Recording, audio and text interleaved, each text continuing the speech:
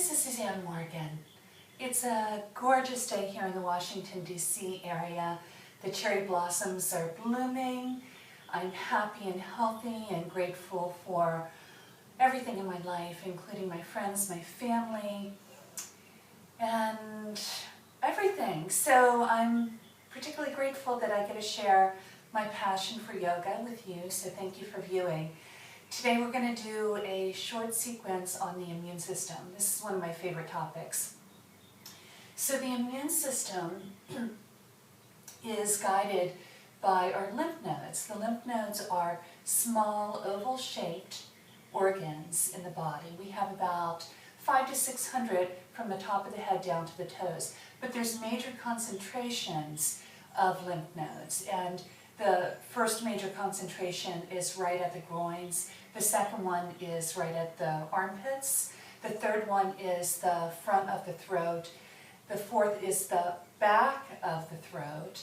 The fifth is the back of the knee, and the sixth is the inside of the elbow. So the lymph nodes are responsible for collecting foreign particles, collecting cancer cells or bad stuff, and then getting rid of it. So it's important that we have movement in the body so that we can flush out those lymph nodes.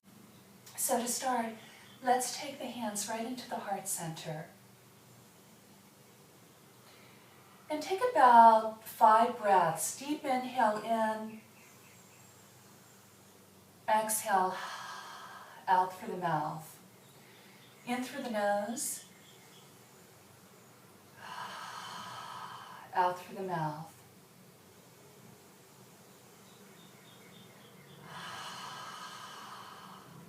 A couple more times, and as you exhale, exhale all of the breath out of the body, maybe even compressing the abs at the bottom of the exhale to get rid of any stale air in the lungs. One more time.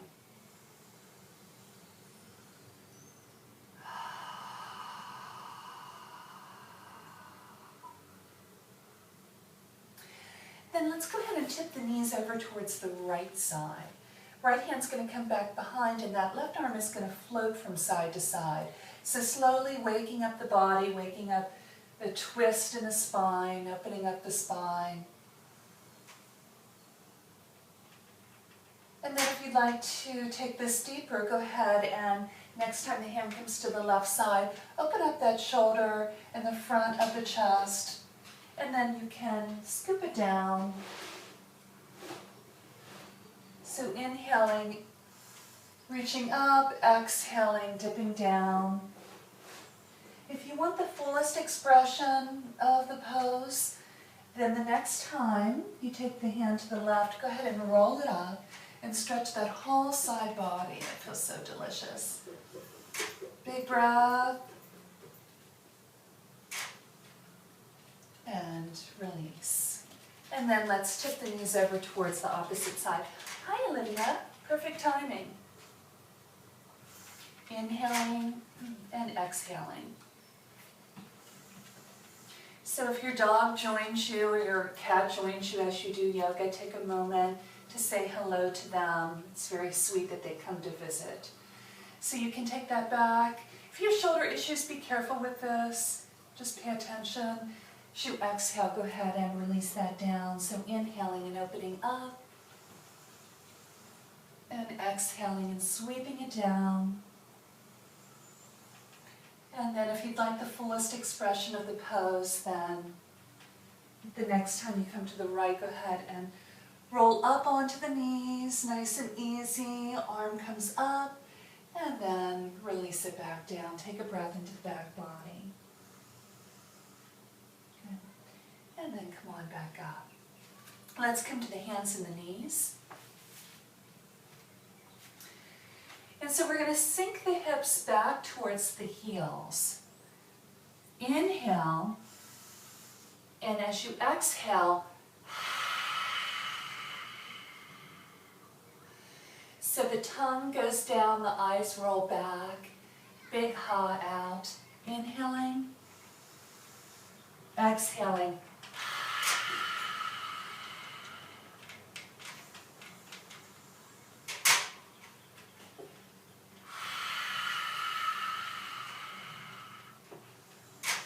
One more time.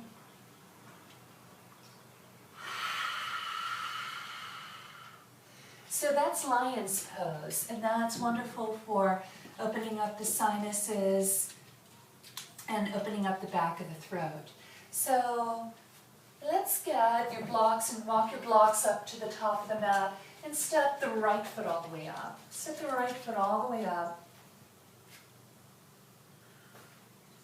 So nice deep lunge here. If you want to make this less intense, then go ahead and walk that back knee a little closer in. If you want to make this more intense, you can walk the back knee back further. So you can stay working here. Or if you want more challenge, then go ahead and take the arms on the inside of that right leg.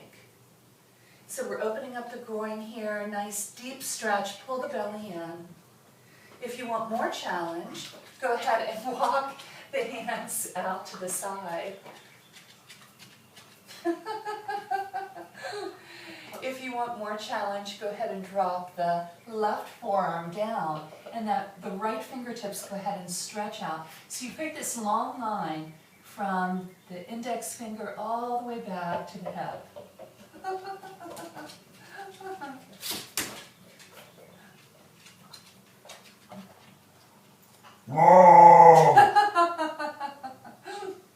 And then go ahead and walk yourself back up. It's good to laugh. And then we're going to push off that back foot to meet the front foot. And then change legs. So step the right foot all the way back. That's a happy growl. And so you can stay working here. Pull that belly in, nice deep stretch in the front groin area. And then if you want more challenge, go ahead and walk the hands on the inside of that leg. If you want more challenge, walk the hands further out. Drop the right forearm down and go ahead and stretch that left arm out. Careful here, this is intense. And so the opportunity is to breathe into the back body and the side ribs.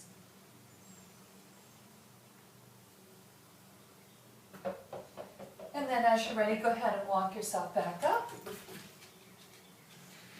And you can draw that foot underneath here. So we'll take our blocks, we're going to take our blocks and put them up on the high side. And then place your elbows on the blocks. Nice and easy, careful here. You don't want the blocks to slide out. Walk your knees back. And so depending on the flexibility of your shoulders will depend how deep you come into this pose. So be careful. If you have shoulder issues, be very careful with this. Pull the belly in. And then go ahead and start releasing down.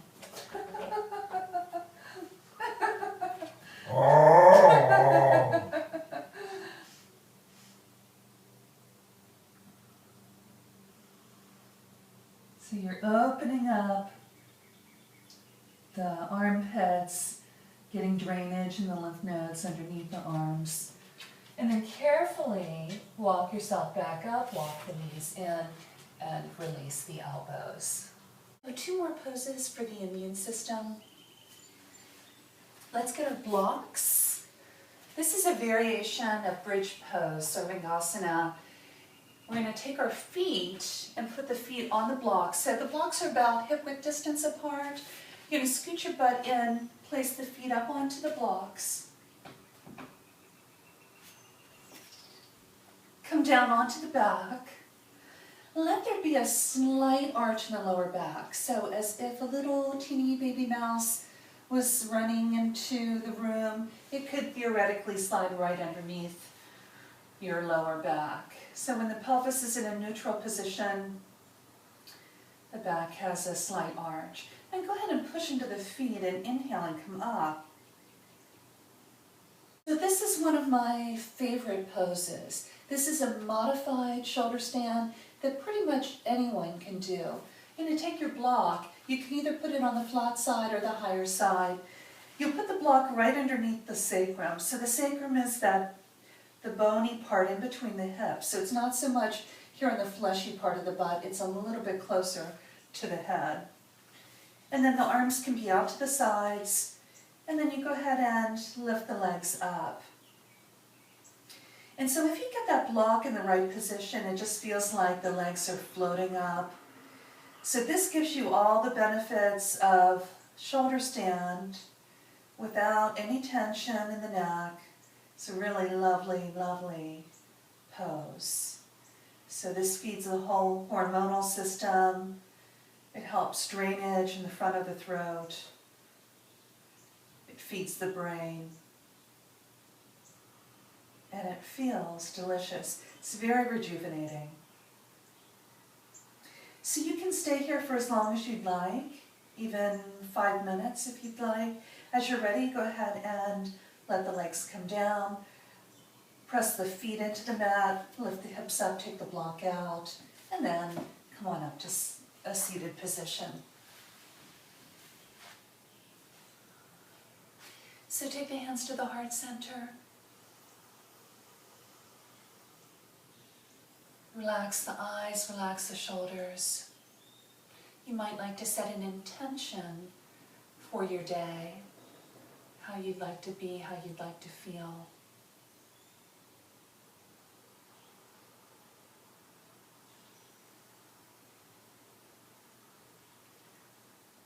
Namaste.